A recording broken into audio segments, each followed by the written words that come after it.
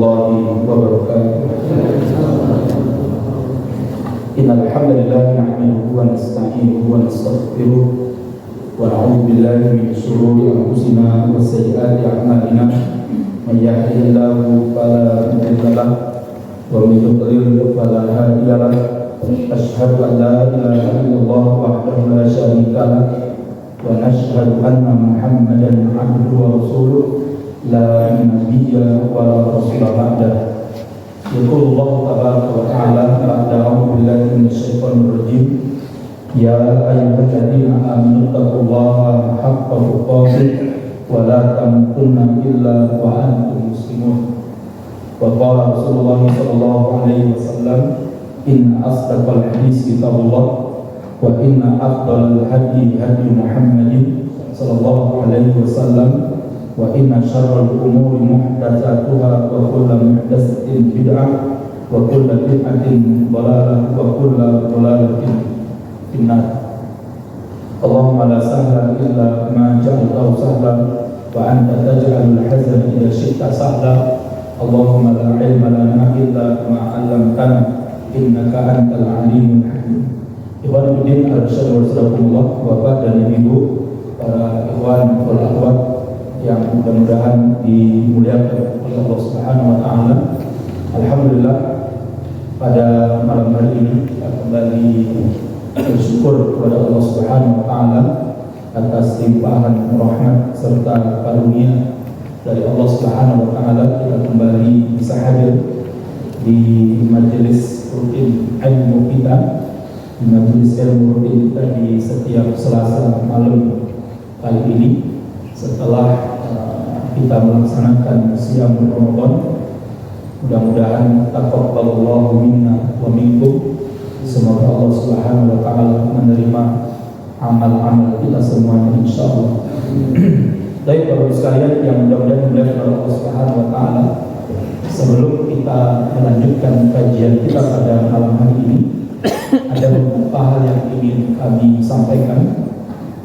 Yang pertama, kami mengucapkan jazakumullah khairan kepada seluruh jamaah dan seluruh para donatur dan seluruh takmir masjid seluruh raya yang pada bulan Ramadan yang lalu telah berpartisipasi untuk menyukseskan program Safari Dakwah Ramadan Aliansi Nasional Anti Syiah yang alhamdulillah pada tahun ini bisa berjalan di sekitar lebih kurang 60 masjid, walaupun itu belum maksimal.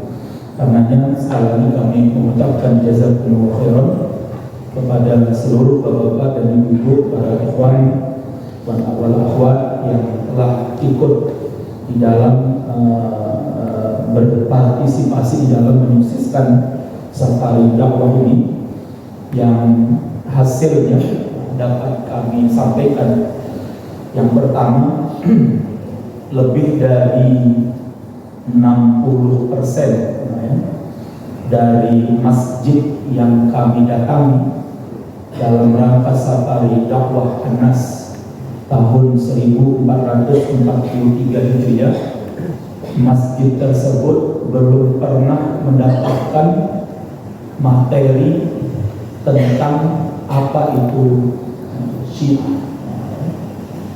Padahal itu masjid yang bisa dikatakan sekitar 80% itu berada di sekitar kota, artinya tidak terlalu jauh dari kota Surakarta.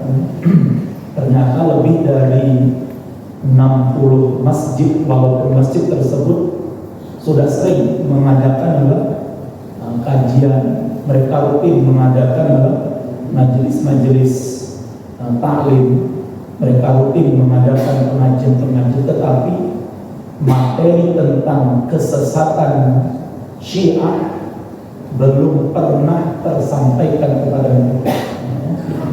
Itu masjid yang radiusnya dari Masjid Istiqomah penumpang ini paling 10 kilometer, mungkin 10 kilo lah paling, atau paling jauh mungkin sekitar 15 kilo. Lantas bagaimana dengan masjid-masjid yang mungkin berada di Praciman, Toro, kemudian kalau ke utara mungkin ke Mojosono sampai Pelumpuk, sampai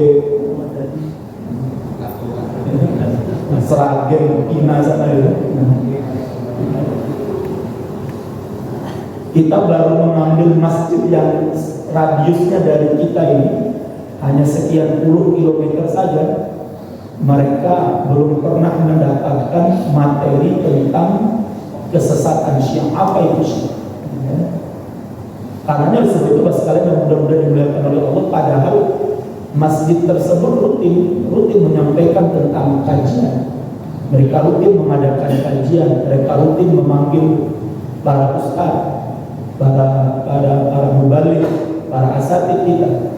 Namun untuk materi tentang Syiah itu jarang tersampaikan kepada umat Islam. Karenanya ini menjadi sebuah tantangan bagi kita, sekaligus ini adalah peluang dakwah kita.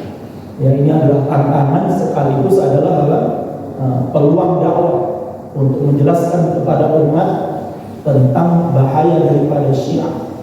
Apalagi hari ini banyak tokoh-tokoh Syiah yang tampil di media sosial, tampil di depan tampil di depan umum, yang umat Islam tidak sadar kalau mereka ini adalah tokoh-tokoh Syiah yang sedang menggiring opini umat Islam, yang sedang menggiring akidah umat Islam kepada Syiah. Paling tidak mereka sedang menggiring itu normalisasi terhadap Syiah. Apa normalisasi terhadap Syiah itu? Menerima keberadaan Syiah. Yang pertama. Yang kedua, tidak menganggap Syiah sebagai sebuah kelompok atau sebuah sekte yang sesat. Yang ketiga, menjadikan Syiah bagian daripada Islam. Yang keempat, normalisasinya adalah menganggap orang yang anti terhadap Syiah berarti musuh terhadap Islam. Mereka musuh Islam, musuhnya umat kaum muslimin, dan musuhnya bangsa dan negara. Itulah yang sekarang sedang digiring oleh tokoh-tokoh mereka. Di antaranya adalah namanya Husain Ja'far Al-Haddad. Ja'far Husain Al-Haddad. Ini salah satu tokoh dan dedengkotnya Syiah yang sekarang sedang banyak melakukan pendekatan di kalangan para anak-anak muda, para milenial. Pernah dengar ya namanya Husain Ja'far Al-Haddad. Ini adalah alumni YAPI Bangil, alumni YAPI Bangil, yaitu merupakan pusat hauzah ilmiah Syiah untuk Indonesia yang berada di Bangil, yang didirikan oleh Husain Al-Habsyi. Dan Husain Ja'far Al-Haddad ini dia adalah salah satu alumni daripada hauzah ilmiah Syiah yang ada di Bangil. Kemudian dia melanjutkan kuliah di Suriah, dan kemudian dia menulis satu buku yang berkenaan dengan biografi seorang dedengkot Syiah yang berasal dari Lebanon, yang bernama bernama Al-Fadl. Jadi bisa dilihat di buku di Google itu ada salah satu karyanya si Husain Ja'far Al-Haddad ini. Karena ini Pak sekali yang mudah-mudahan dimuliakan oleh Allah Subhanahu wa taala, anak-anak muda kita sekarang tidak peduli apakah ini akidahnya Syiah atau akidahnya Ahlus Sunnah wal Jamaah atau akidahnya apa saja. Yang penting jangan Wahabi, yang penting jangan teroris, yang penting jangan radikal, yang penting jangan kelompok ekstrim, ya. Hatta kelompok Bani Dubur pun mereka angkat sekarang. Bayangkan itu. Ada seorang yang bernama Deddy Corbuzier. Dia sekarang menjadi salah satu corong. Walaupun dia sudah minta maaf dan dia sudah menghapus podcastnya, tetapi itu tidak bisa dilupakan oleh umat Islam.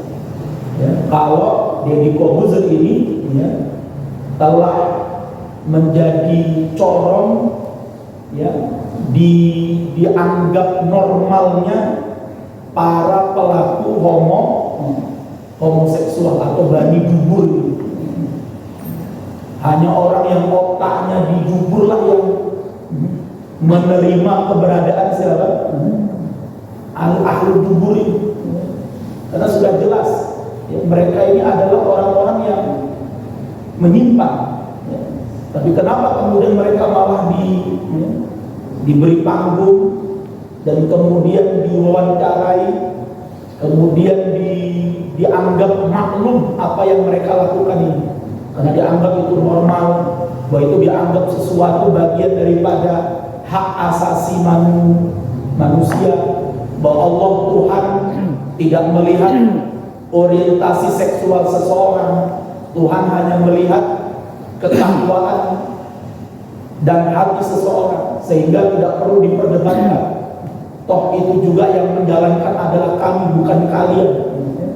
Nah akhirnya kemudian sekarang kita jangan kaget Pak, di Solo ini jenengan sering lihat ya, laki-laki bertulang lunak. Tahu ya? Pria bertulang apa? Bertulang lunak. Kalau ayam bertulang lunak masih penak. Gimana? Kalau ayam bertulang lunak masih apa? Masih enak. Bebek bertulang lunak itu masih enak dimakan. Tapi kalau cowok pria bertulang lembek, bertulang lunak, na'udzubillah. Dan aku lihat di Solo ini sudah biasa mereka. Waliyadzubillah. Bahkan orang menganggap normal itu. Bahkan banyak yang senang kalau melihat bencong-bencong. Banyak yang suka melihat keberadaan mereka. Bahkan sampai selfie-selfie dengan mereka. Waliyadzubillah. Lah maka sekalian mudah-mudahan dimuliakan oleh Allah, hal-hal yang seperti ini dibiarkan karena dianggap tidak bertentangan dengan Pancasila. Bahkan dulu bendera merah putih itu dibawa oleh kaum homo Indonesia untuk mengikuti parade homoseksual internasional di Amerika. Yang ada di Google itu. Jadi kaum homo di Indonesia ini, jadi Bani Dubur di Indonesia ini mengikuti parade homoseks, ya, parade homoseksual internasional di Amerika, dan mereka kembangkan bendera merah putih. Dipermasalahkan? Enggak. Apakah dianggap itu melanggar undang-undang? Enggak. Apakah itu dianggap melanggar Pancasila? Tidak. Bahkan mungkin para pejabat negara ini bangga kalau bendera merah putih berkibar di kalangan kaum Sodom.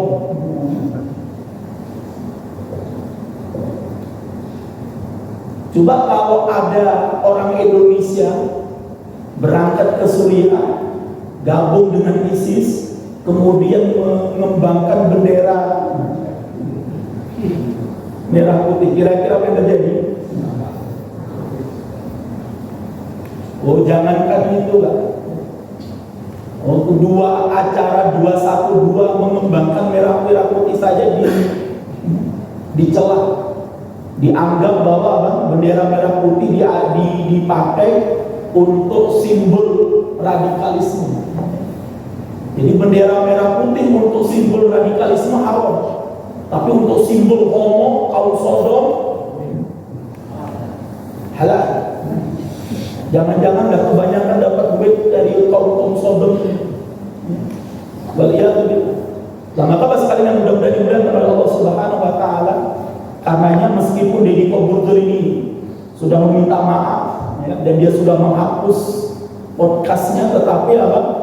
Tapi itu sudah terlanjur publik tahu ya, dan terlanjur orang banyak, dan sudah banyak para pembela-pembela Bani Sodom ini yang kemudian bangga kalau apa?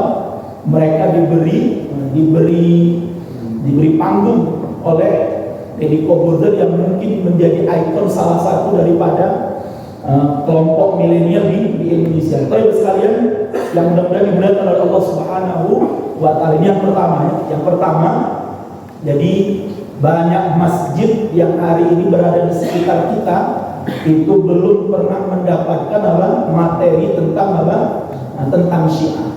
Kalaupun ada ustaz yang datang kepada mereka untuk menyampaikan kajian, untuk memberikan pengajaran, dakwah dan sebagainya, jarang di antara mereka yang menyisipkan, mungkin sebulan sekali menyisipkan tentang tentang Syiah itu apa. Nah, itu mungkin jarang sekali. Wallahu a'lam bishawab. Bisa jadi mungkin kita tetap berusnudon ya kepada para ustaz-ustaz kita ini, mungkin bisa jadi mereka mungkin tidak menguasai atau kurang menguasai materi tentang Syiah. Sebagian jelas ini merupakan tantangan sekaligus peluang bagi kita ke depannya untuk bisa menjelaskan tentang bahaya Syiah ini kepada umat Islam. Kemudian yang kedua sekalian yang mudah-mudahan dimuliakan oleh Allah, yang kedua, ada beberapa masjid yang kita datangi yang mereka menyampaikan kepada kita bahwa setahu mereka bahwa yang namanya Syiah itu adalah buatannya sahabat Ali bin Abi Thalib. Lantas kenapa kok disesat-sesatkan? Lantas kenapa kok dimusuhi? Bukankah orang-orang Syiah ini adalah para pengikutnya sahabat Ali? Mereka ini pembelanya sahabat Ali. Mereka ini pendukungnya sahabat Ali. Bahkan mereka rela mati untuk sahabat Ali. Lantas kenapa aliansi nasional anti Syiah, kenapa kok benci dan memusuhi Syiah? Berarti Anda sama saja memusuhi umat Islam yang ingin menegakkan kebenaran.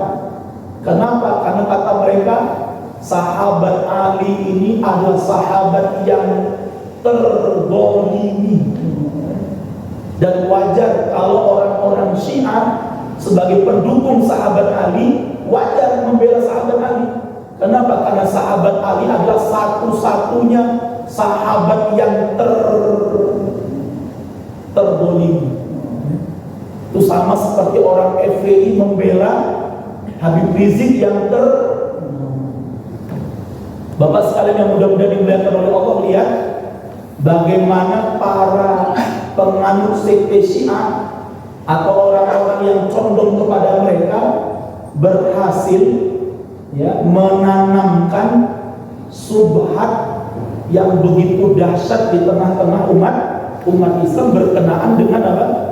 Dengan Syiah. Jadi mereka, kalau saya bisa juga membaca, Pak, ini biasanya juga datang dari kelompok akademisi.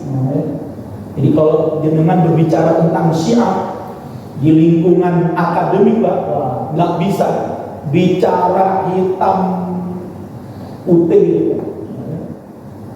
Saya ketika menulis tentang sebuah makalah ilmiah berkenaan dengan tafsir Syiah waktu di S3 di UII ya, itu awalnya Pak, sama dosen pembimbingnya diminta ya, Tengku Azhar ya.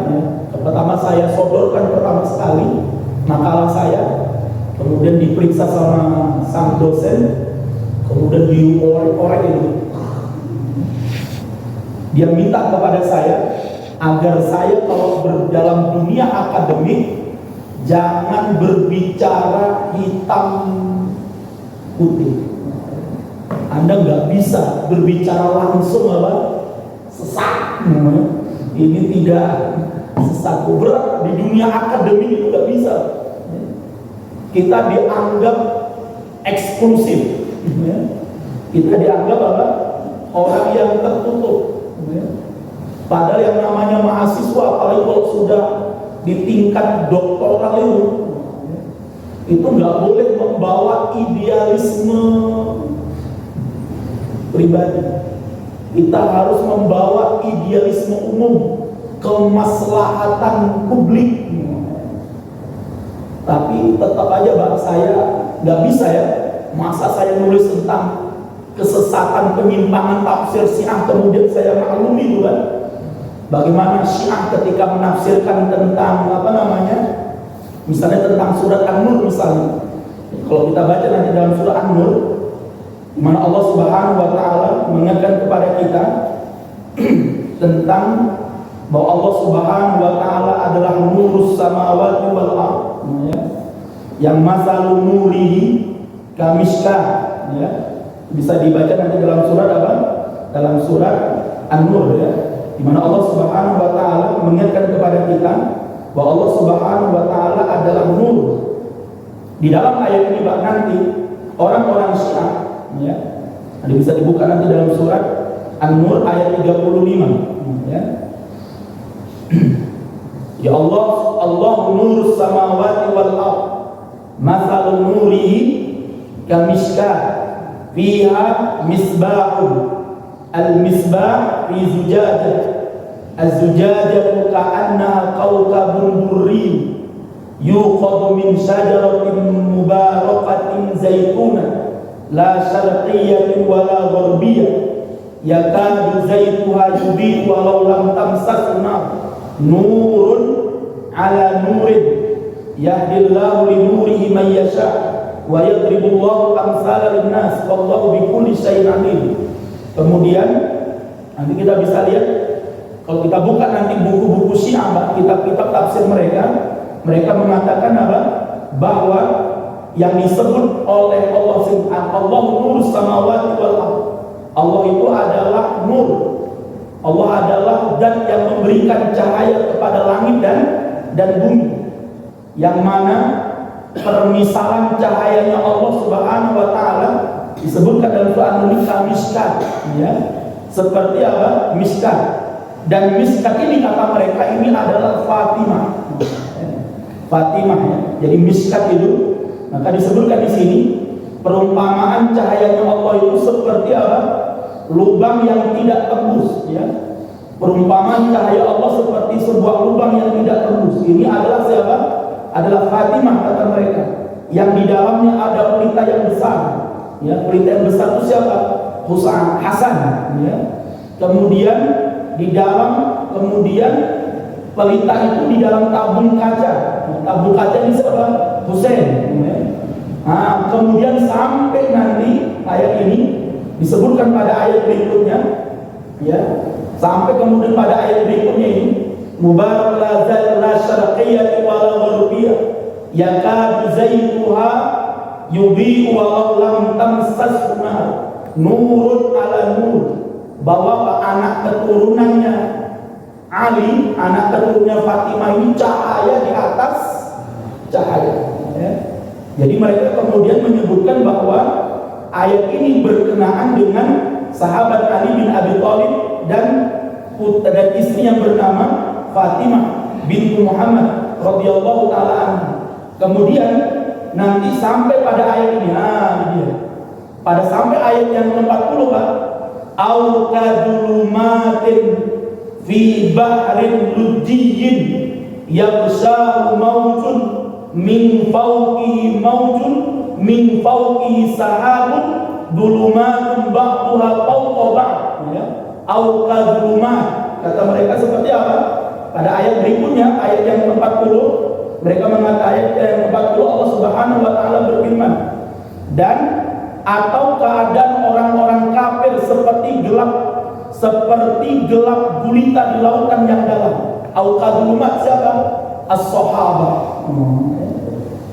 Seperti para sahabat Nabi yang dianggap apa? Gulumat. Ini orang-orang kafir. Di dalam gelap gulita siapa? Abu Bakar As-Siddiq. Di atasnya ada siapa? Ada Umar. Di atasnya lagi ada siapa? Ada Utsman.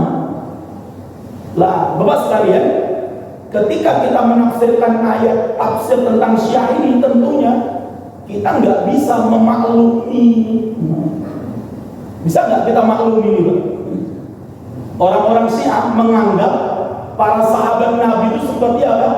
Kadulumat, seperti gelap gulita, seperti sebuah kegelapan. Waliyahudillah, berarti para sahabat Nabi ini adalah orang-orang yang boleh penuh dengan kegelapan. Ketuanya siapa? Abu Bakar. Ketuanya siapa? Umar. Ketuanya siapa? Utsman. Mereka ini adalah manusia yang paling gelap katanya. Kita nggak bisa, Pak. Ya sudah, akhirnya saya tulis itu.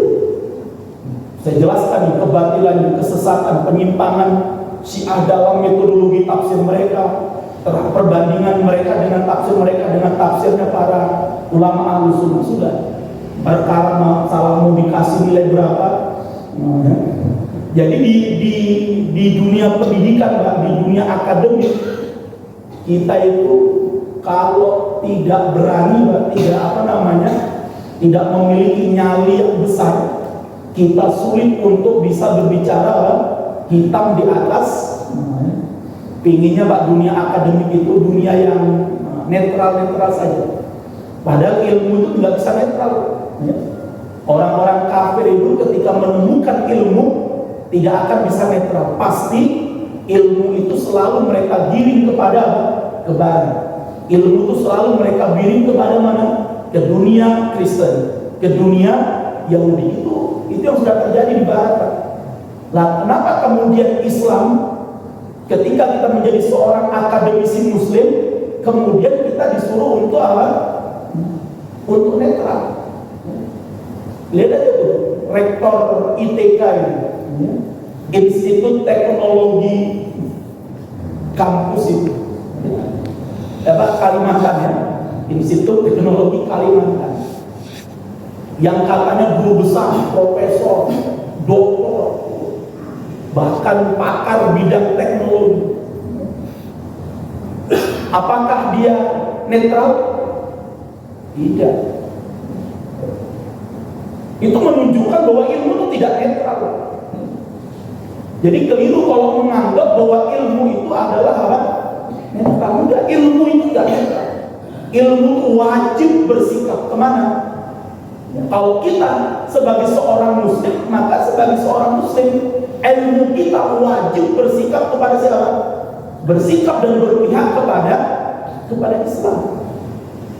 Barat juga sama. Maka ketika Barat kemudian mengkaji sebuah ilmu, pasti mereka akan menggiring ilmu itu kepada mana? Keyakinan mereka, kepada akidah mereka, kepada agama mereka, kepada apa yang mereka imani. Kan itu.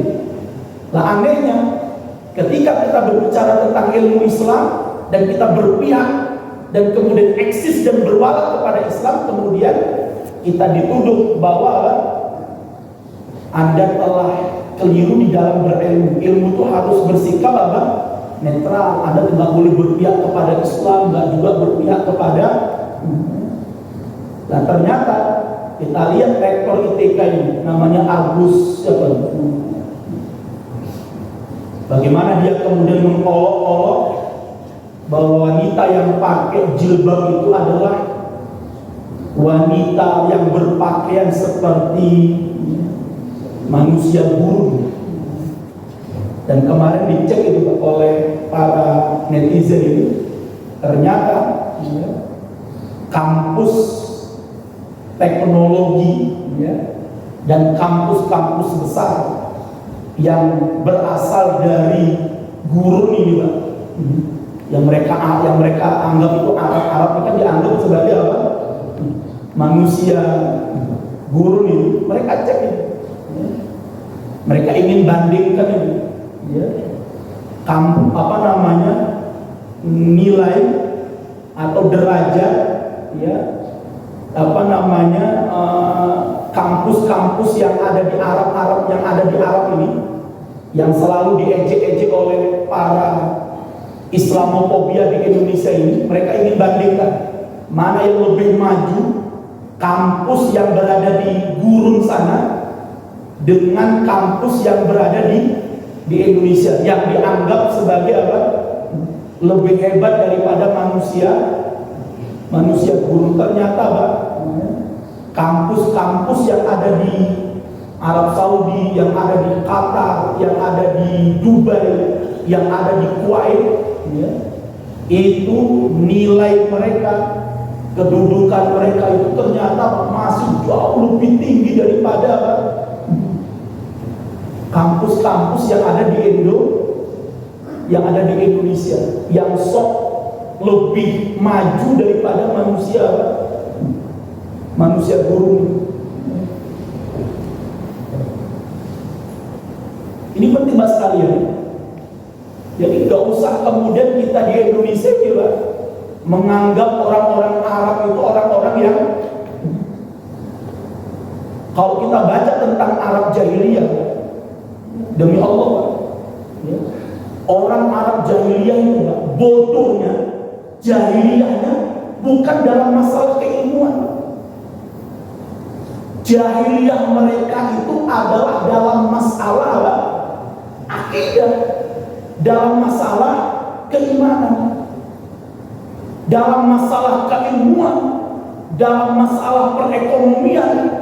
Itu mereka jauh lebih maju pada masa itu, Pak. Jauh sebelum Indonesia ini ada, baru abad ke-3 Hijri, 3 Masehi mungkin ya, 300-an Masehi atau abad ke-4 Masehi, Pak. Itu orang-orang Arab itu sudah berlayar sampai ke mana? Ke Sumatera itu.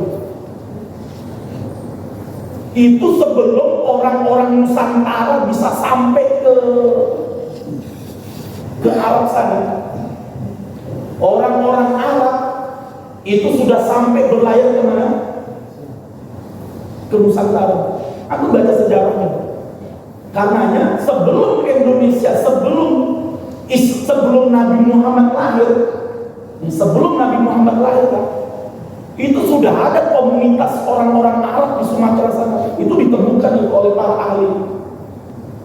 Itu jauh sebelum Nabi Muhammad SAW lahir. Rasulullah lahir sekitar 571 Masehi, berarti abad ke-6 Masehi. Jauh sebelumnya, abad ke-4 Masehi, itu sudah datang komunitas Arab di Sumatera untuk apa? Berdagang. Antum bisa bayangkan, berlayar dari Arab pada masa itu sampai ke Sumatera, itu kira-kira pakai ilmu atau pakai dengkul? Nah, pakai ilmu atau pakai dengkul?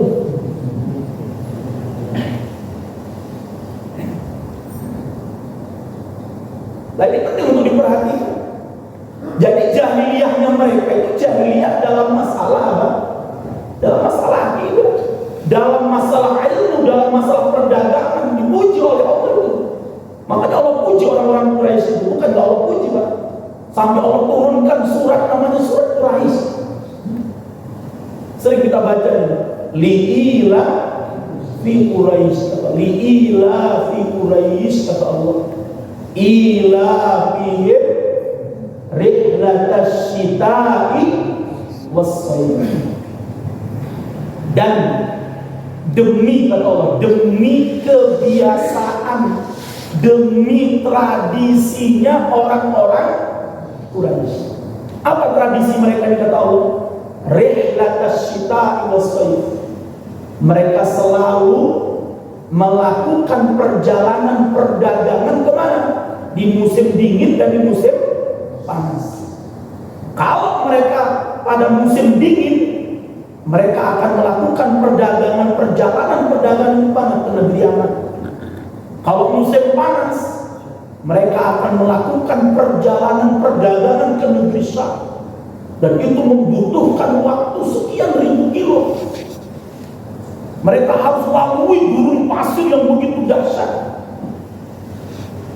Antum bisa bayangkan 1 bulan mereka berjalan di atas padang pasir itu nggak sesat, nggak mati, di bawah terik matahari yang begitu panas.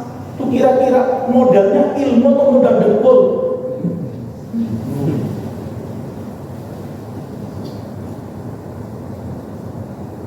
Coba Pak, jenengan dibuang di tengah gurun pasir, Pak, kira-kira terjadi.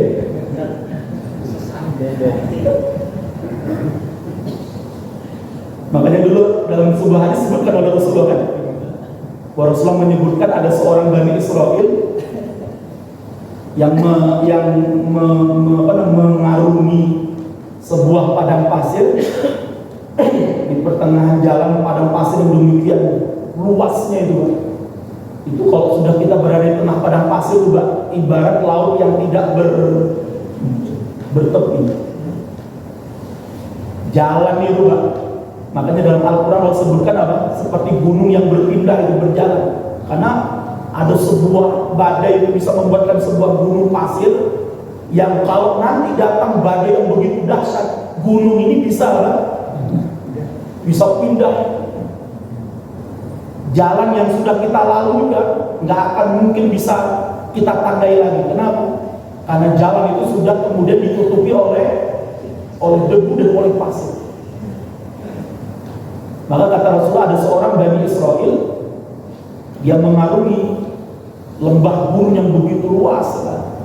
Dia bawa bekal makanannya di atas sebuah tunggangan yang bernama unta. Dan menarik, hanya unta yang mampu untuk mengarungi yang namanya gurun. Makanya disebutkan oleh Allah dalam surah Al-Ghasyiyah itu, afala yanzuruna ilal ibili kaifa khuliqat. Masya Allah. Apa salah satunya Pak? Kehebatan unta itu, dia mampu membawa air ratusan liter di punuknya. Makanya kenapa unta itu dijadikan sebagai tunggangan terbaik di gurun pasir? Kenapa Pak? Karena di gurun pasir nggak akan ditemukan tuh yang namanya sumur. Kalaupun ada itu sumur-sumur tertentu aja. Maka orang akan membawa tunggangan unta ini, dan untanya sebelum berangkat itu disuruh minum sebanyak-banyaknya, disuruh minum sebanyak-banyaknya. Dan air itu disimpan oleh unta di mana? Di punuk. Dan Masya Allah. Dan para ahli ketika meneliti air yang tersimpan di punuk unta ini tidak terkontaminasi dengan kotoran dan bakteri unta. Katanya orang-orang Arab, kalau mereka melakukan perjalanan yang cukup panjang di gurun pasir, bayangkan 1 bulan. Kira-kira 1 bulan butuh minum botol atau poso Ramadan. Sebulan di atas jalan di tengah padang pasir, matahari, nggak ada tempat berteduh Pak. Kecuali jenengan bawa apa? Bawa payung yang kayunya kuat. Jenengan baru buka payung langsung disamber, terbang ke payung. Dan Masya Allah. Nah karenanya mereka kalau kehabisan air, maka untanya yang disembelih, dan kemudian mereka ambil itu air di dalam punuk unta tersebut. Untuk apa? Untuk bekal minum mereka, dan daging untanya dijadikan sebagai bekal apa? Bekal makan mereka. Maka sampai dipuji oleh Allah, afala yanzuruna ilal ibli kaifa khuliqat. Bahkan sampai para ahli meneliti terbuat dari apa itu kakinya unta, telapak kakinya unta itu. Karena belum pernah kita dengar ada unta yang kepanasan di pulang dari padang pasir kemudian masuk bengkel belahan, direparasi kakinya nggak ada. Itu sampai diteliti oleh para ahli, terbuat dari apa kakinya unta itu, sehingga nggak ada kaki unta yang kemudian melenyok itu kan ya. Coba kalau kaki jenengan. Nah ini berdasarkan, maka dipuji oleh Allah. Makanya orang-orang yang ngejek-ngejek kadrun, burun, itu sebenarnya dia sedang menghina siapa? Menghina dirinya sendiri. Dia sedang merendahkan dirinya sendiri. Dia sedang menghinakan dirinya sendiri. Dia nggak tahu. Jauh sebelum dia lahir di manusia-manusia bodoh ini, manusia-manusia baru ini. Oh itu orang-orang Arab sudah memiliki kemajuan apa? Kemajuan ilmu dan perdagangan. Ini luar biasa. Makanya harus dipuji oleh Allah. Mereka kalau musim panas ke negeri Syam, kalau musim dingin mereka ke negeri Yaman. Kemudian setelah mereka mendengar adanya berita bahwa di negeri jauh, di Nusantara yang dulu namanya bukan Nusantara mungkin ya. Mereka tahu di sini dulu ada, karena yang diambil dari orang-orang Arab dari tanah kita itu apa? Yang mereka kenal adalah barus. Itulah komoditi yang paling dicari dulu oleh orang-orang Arab, sampai mereka kemudian berani mengarungi lautan luas itu, Pak, sampai berbulan-bulan itu untuk bisa sampai ke Pulau Sumatera. Kenapa? Karena mereka mendengar bahwa di Pulau Sumatera itu ada sebuah gunung yang disebut dengan Gunung Barus atau Pulau Barus, yang merupakan penghasil apa? Kapur barus tertua di dunia. Maka mereka datang dengan membawa kain, membawa kulit, kemudian mereka tukarkan di Indonesia ini, di Sumatera dengan apa? Mereka pulang dengan membawa barus, kemudian membawa berbagai macam alat-alat bahan-bahan yang tidak ditemukan di Arab, pala, kemudian cengkeh dan sebagainya. Itu menunjukkan Pak, kemajuan ilmunya orang Arab pada masa itu. Kalau kemudian hari ini dianggap bahwa orang pakai jilbab, orang pakai cadar, orang pakai sorban, orang pakai jubah, itu dianggap orang-orang bodoh, orang-orang ketertinggalan. Ini otak dia yang sebenarnya lagi apa? Slide itu, lagi error itu. Ini penting untuk diperhatikan. Nah, maka sekalian yang mudah-mudahan dimuliakan oleh Allah Subhanahu Wa Taala, karenanya kita harus di dalam berilmu, Pak, kita nggak boleh bersikap netral. Ya. Sebagai seorang muslim, sebagai seorang akademisi muslim, ya kita harus berpihak kepada Islam. Nggak bisa kita itu sebagai profesor itu netral, doktor itu netral, dan netral. Saya nggak di Islam dan nggak di kafir, terus tengah-tengah, ibaratnya saya nggak di neraka, nggak di surga, nggak di Arabnya. Nah, Bapak sekalian mudah-mudahan dimuliakan oleh Allah, maka mudah-mudahan kajian kita di majelis-majelis ilmu kita juga harus menjadikan kita orang-orang yang memiliki apa? Orang-orang yang bersikap, yang berpihak. Ya, itulah yang di dalam akidah kita disebut dengan apa?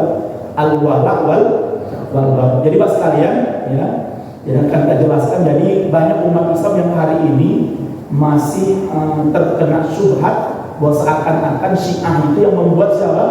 Sahabat Ali. Padahal pada masa sahabat Ali masih hidup, nggak ada yang disebut dengan apa? Syiah. Ya, tak ada yang disebut dengan Syiah. Makanya kan ada sebuah cerita ini.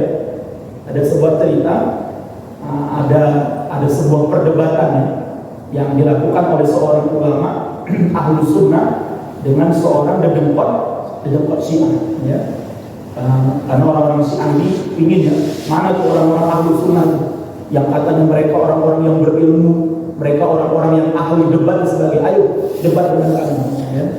Dan akhirnya kenapa? Dan waktu itu orang-orang Syiah mengklaim bahwa Syiah itu sudah ada sejak Rasulullah SAW masih hidup. Maka ulama Ahlus Sunnah ini ketika dia datang ke masjid sebagai tempat untuk diadakannya debat Ahlus Sunnah dengan Syiah ini, maka ulama ini ketika masuk ke masjid dia membawa sandalnya. Dia bawa sandalnya ke dalam masjid, dia pegang sandal masuk dalam masjid. Kemudian orang-orang bertanya ke ulama, ya Syekh, kenapa engkau bawa sandalmu masuk ke dalam masjid? Kenapa nggak kau tinggalkan aja di luar masjid? Ya, sebagaimana sandal orang-orang yang lain. Maka sang ulama mengatakan apa?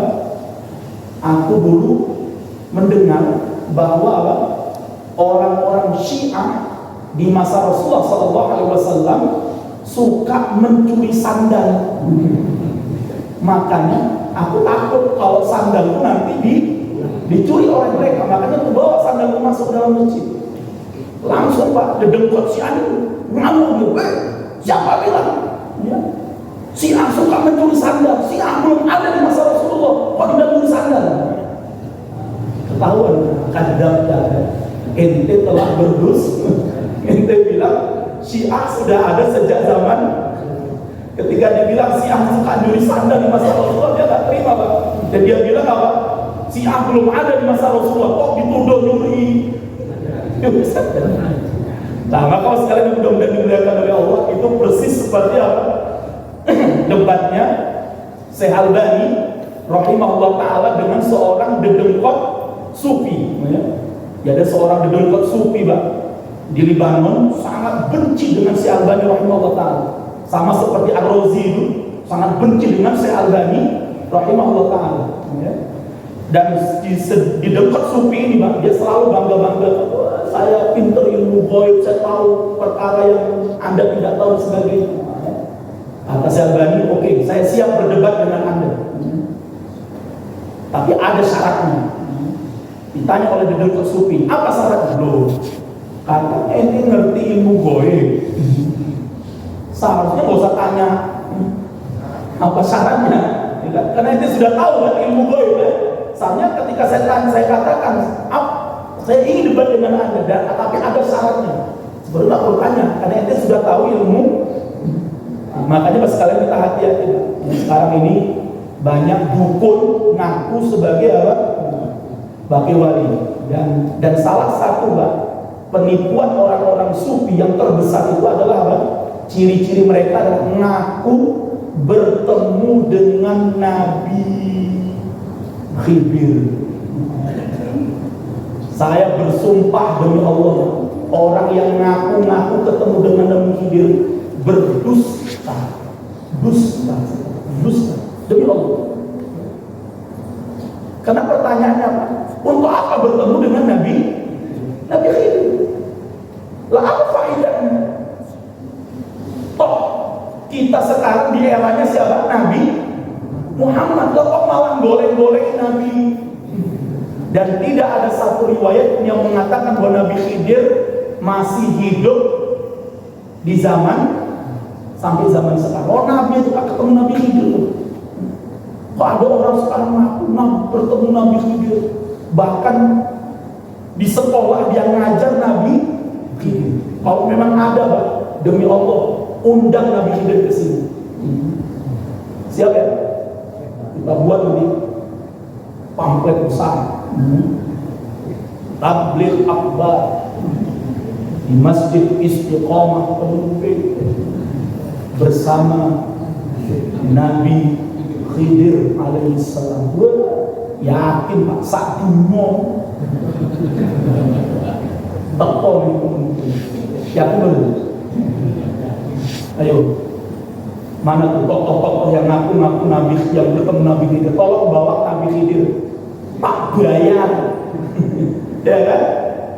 Lah nanti ujung-ujungnya ente belum mampu untuk itu, ente bukan makomnya, ente belum mengikuti suluknya, ente belum sampai menjadi wali. Karena yang bisa ketemu Nabi Khidir ini wali ghaus atau gos. Lah maka sekarang itu sudah dimulaikan oleh Allah. Nah, mudah-mudahan kita diselamatkan oleh Allah Subhanahu wa taala dan kita dijaga oleh Allah Subhanahu wa taala. Walaupun tentunya kalau ketemu dengan orang-orang sufi ini Pak, ya tetap kita dengan hikmah kita berikan penjelasan kepada mereka, mudah-mudahan mereka mendapatkan hidayah dari Allah Subhanahu wa taala. Demikian akhir dengan doa kepada majelis. Subhanallah wa bihamdika asyhadu an la ilaha illa anta astaghfiruka wa atubu ilaik.